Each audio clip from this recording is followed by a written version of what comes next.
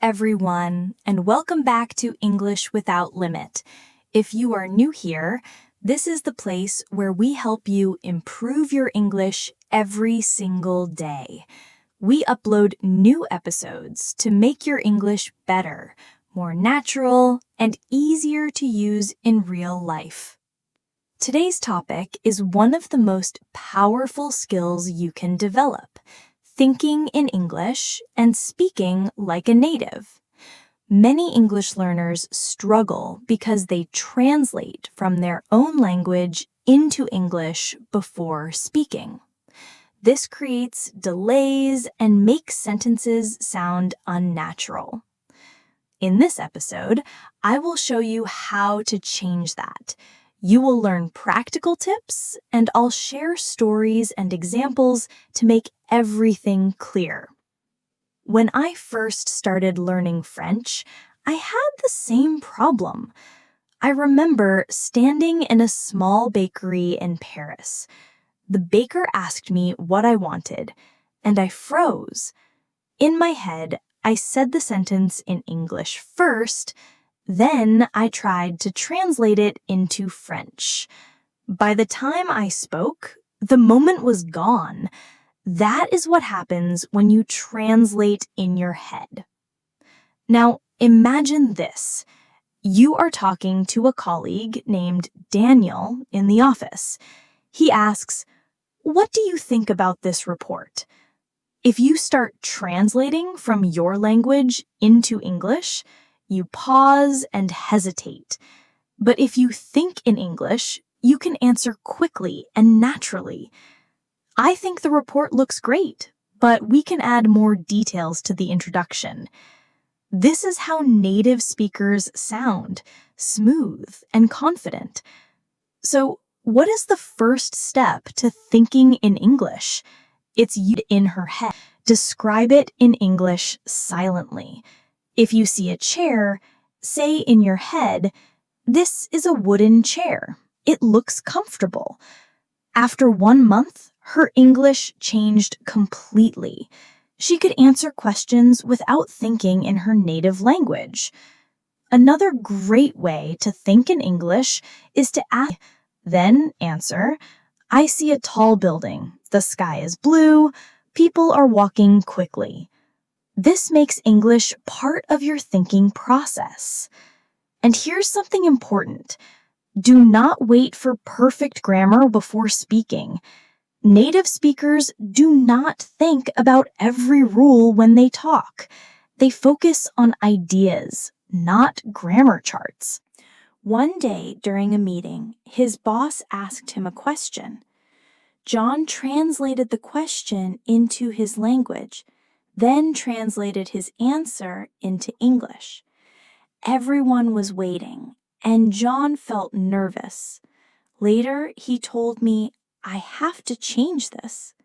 So, by thinking in English during his commute. After 2 months, he could answer in meetings without delay. Here's another exercise for you. When you are cooking, say the steps in English. "I am cutting the onions. I am adding salt. The food is boiling." If you do this every day, your brain will stop using your first language and start using English automatically. A final tip before we continue with more examples. Stop using subtitles in your own language when you watch something in English. Use English subtitles instead. This forces your brain to connect words with meaning directly in English, not through translation. Now, let's dive into more practical techniques and real stories that will help you sound like a native.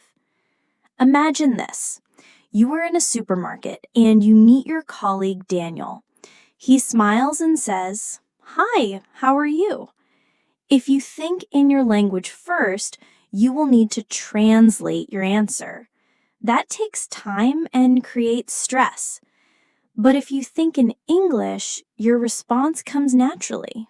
"I'm good, thanks. Just buying some groceries. How about you?" Notice how simple that sounds, yet it feels natural and confident. This is why I always say, do not focus on long and complicated sentences at first. Focus on short, natural phrases that native speakers use. For example, instead of saying, I am going to my house after work because I need to complete some tasks, a native speaker would simply say, I'm heading home after work to finish some things. Thinking in English helps you choose the simple, natural version without stress. Here is another example. Imagine you are in a meeting and someone asks, what's your opinion on this plan? If you think in English, you might say, I think it's a good idea. We just need to adjust the timeline. But if you translate, you might end up saying something unnatural like, according to my opinion, this plan seems acceptable. Do you see the difference? Thinking in English helps you avoid those awkward phrases. Now let's talk about some techniques to make this process faster. One of my favorites is shadowing. Shadowing means listening to a short piece of English, then repeating it immediately in the same rhythm and tone. You can do this with podcasts or news. For example, if you hear, today is a great day for a walk, repeat it right away. Today is a great day for a walk. Do this several times. It trains your brain to process English without translating. Another powerful method is roleplay. Let's do a quick one together. Imagine two friends, Daniel and Sarah, are talking after work.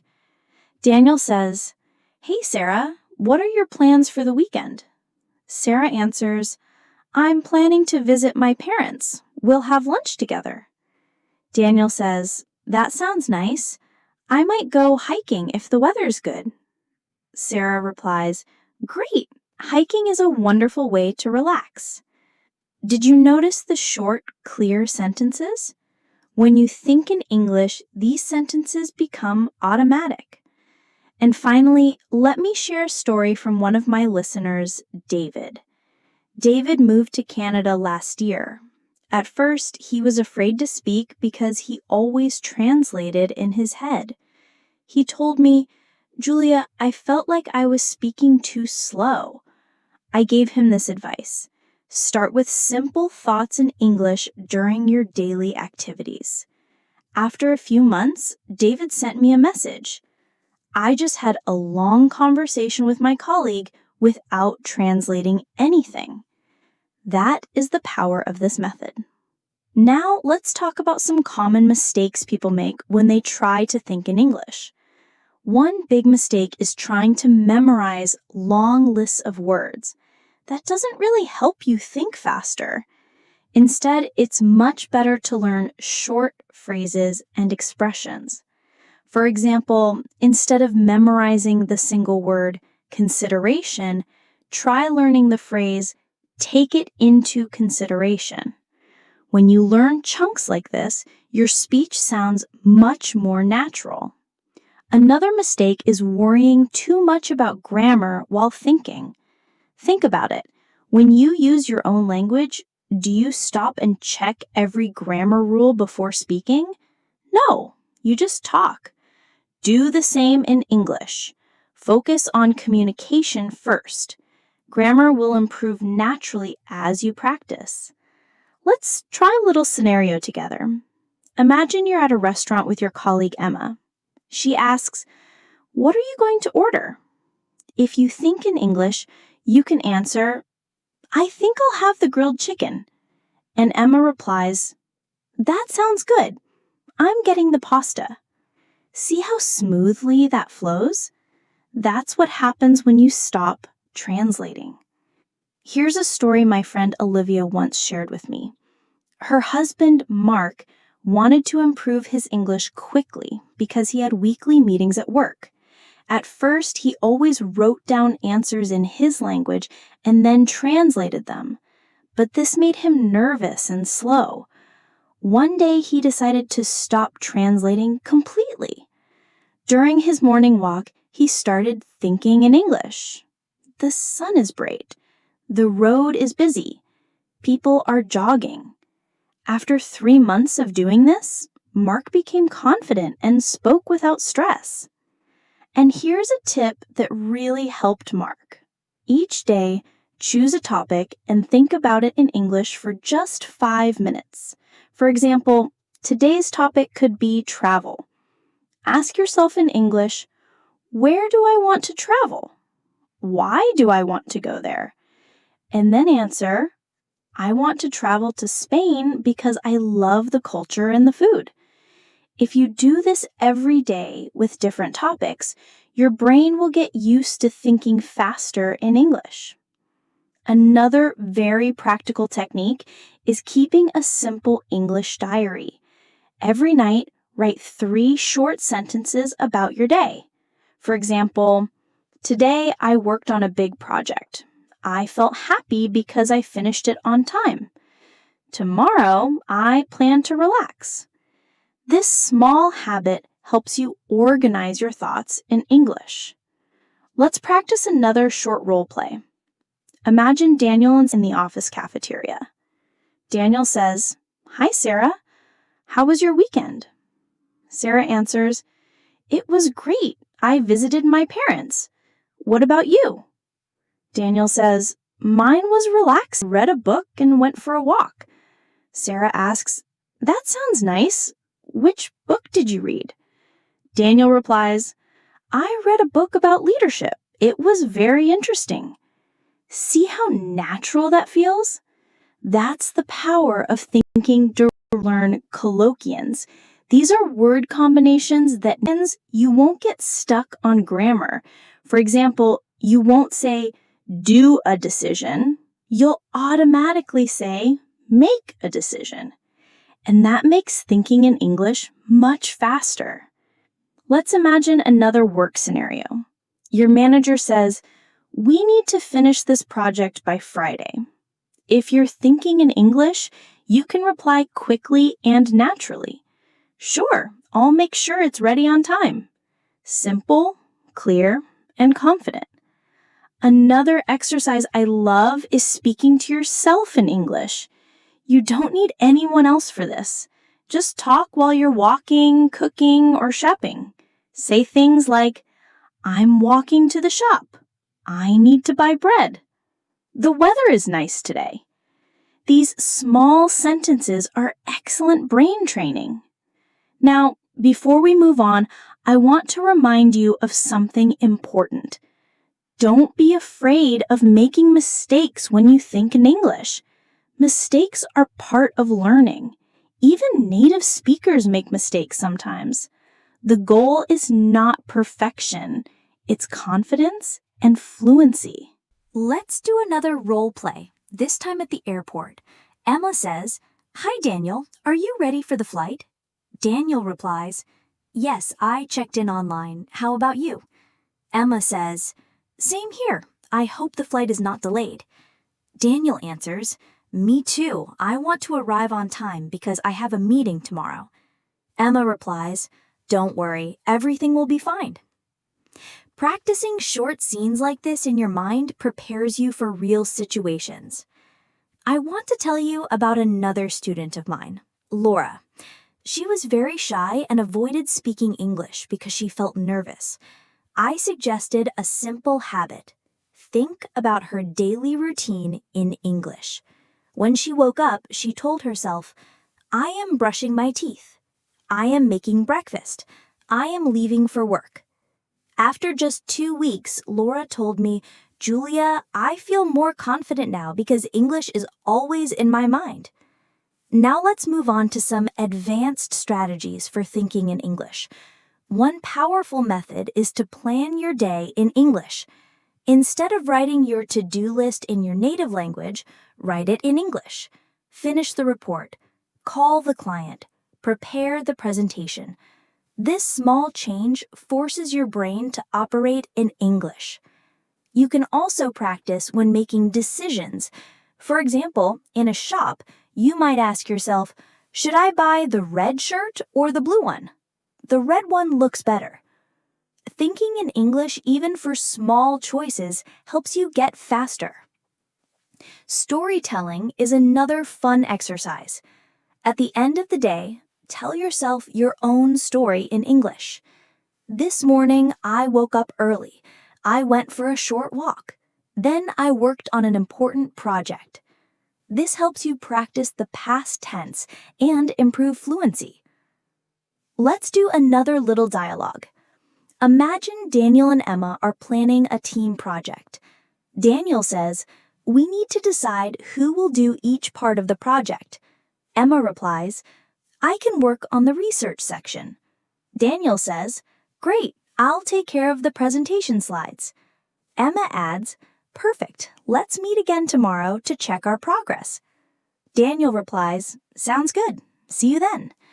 These short, natural conversations are exactly what you can practice in your mind when you think directly in English. Now let's touch on pronunciation. Thinking in English also improves how you sound because you're hearing English sounds in your head. If you always think in your own language, your pronunciation may be influenced by that language. But when you think in English, your brain starts to adjust to English sounds. Another big benefit is confidence. Many learners hesitate or pause too long before answering questions. But when you think in English, your answers are faster. Faster answers mean more confidence. And confidence makes a huge difference in conversations, interviews, and meetings. And here's something exciting. When you think in English, you start to understand jokes, idioms, and cultural phrases more easily.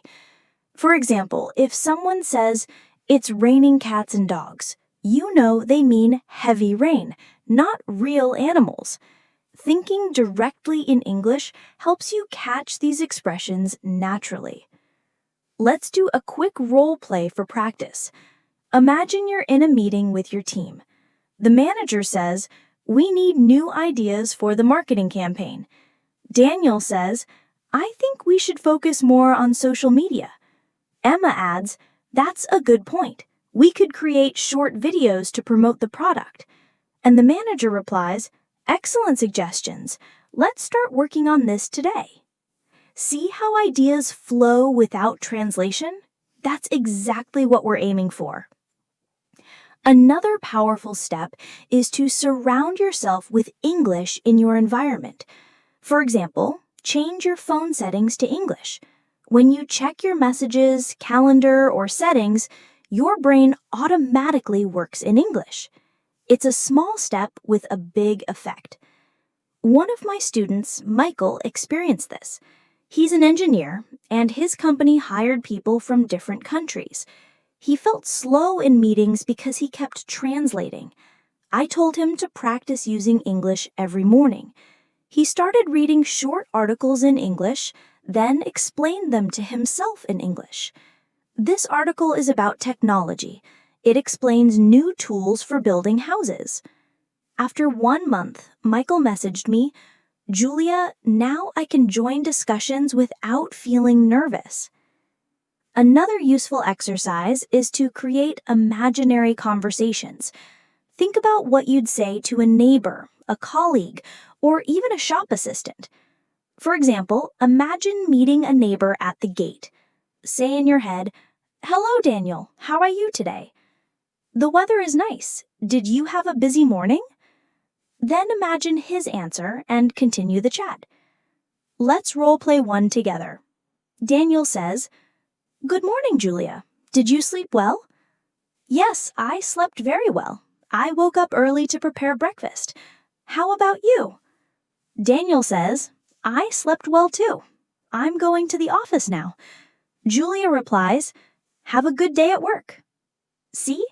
These short, everyday conversations become automatic when you train your mind to think directly in English. Here's another story. My friend Laura has 2 young children, and she wanted to teach them English at home. She made a simple decision. During breakfast, the whole family would use English. She would say things like, "Pass me the bread, please," "Do you want some milk?" And her children answered in simple English too. After some weeks, something amazing happened. The whole family started thinking in English during meals. Laura later told me, "This habit made my English more natural because I used it every day in a real situation." That's the power of creating small English moments in your life. Another technique that helps many learners is labeling objects around the house. For example, you can put a small sticker that says mirror on your mirror or door on your door.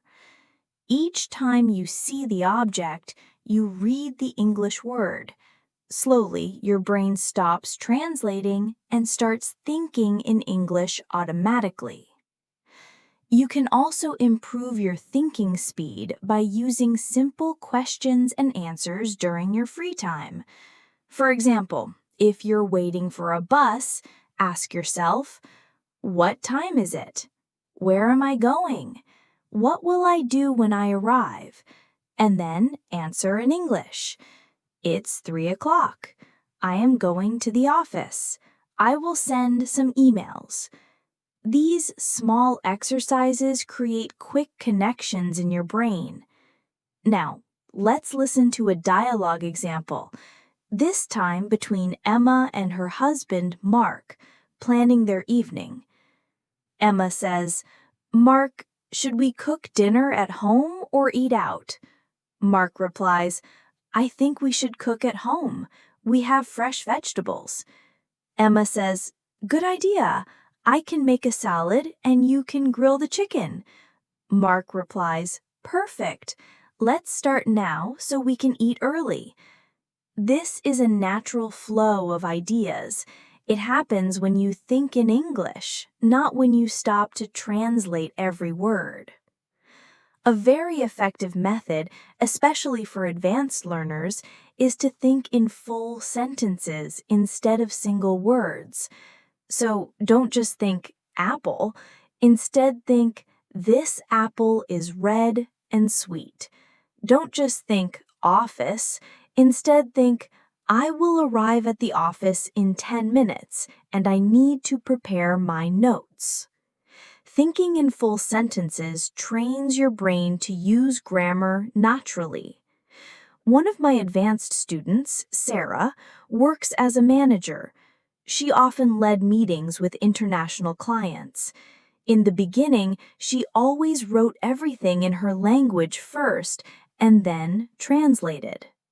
I told her, "Try writing your meeting notes directly in English."